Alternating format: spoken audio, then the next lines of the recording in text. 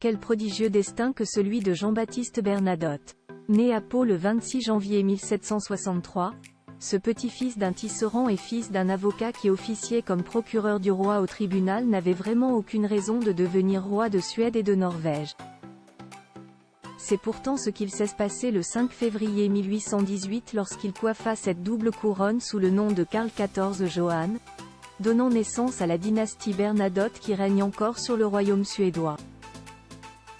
Publicité de même, jamais Joachim Murat n'aurait, durant ses jeunes années, imaginé être, pendant près de 7 ans, le souverain de Naples.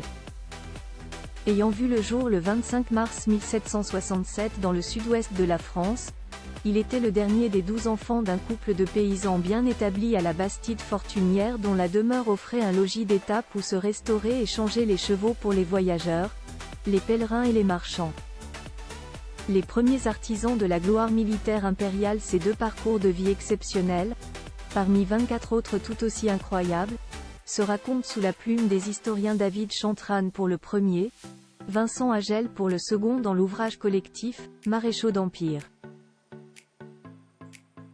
La gloire pour destin, publié en novembre 2023 aux éditions Passé, composé sous la direction de François Oudessec. Lequel souligne dans l'introduction de ce livre de 495 pages, en vente au tarif de 25 €, Arthur a eu ses chevaliers, Napoléon aura eu ses maréchaux. De 1190 à 1984, il y a eu 342 maréchaux nommés en France. Les 26 créés par Napoléon les dépassent tous en notoriété. De 1804 à 1815, dans la victoire comme dans la défaite pendant près de 15 ans, ils entourent et soutiennent le trône. Lieutenants de l'empereur sur le champ de bataille, ils sont les premiers artisans de la gloire militaire impériale, et la caste qui aura le plus profité des retombées financières de l'épopée. Paradoxalement, lorsque le pouvoir de Napoléon vacille, ils sont les vecteurs de sa déchéance, ajoute-t-il. Les stratèges, les meneurs d'hommes, les tacticiens, les administrateurs rassemblant 26 des meilleurs spécialistes de ces compagnons d'armes de l'empereur impar maréchal, ce livre dresse leur portrait, en renouvelant intégralement l'état des connaissances.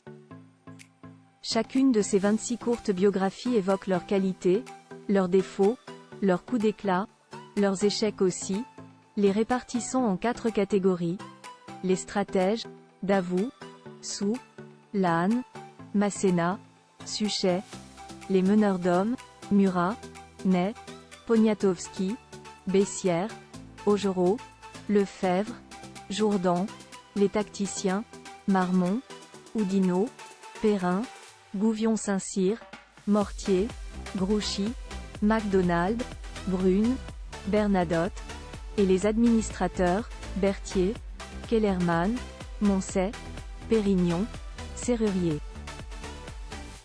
Par le prisme de cette génération dorée issue des rangs de la Révolution française, à l'origine de la première armée fondée sur l'égalitarisme républicain, où les promotions allaient au mérite, et non à la naissance, ce livre révèle une épopée enfin racontée au pluriel, est-il précisé.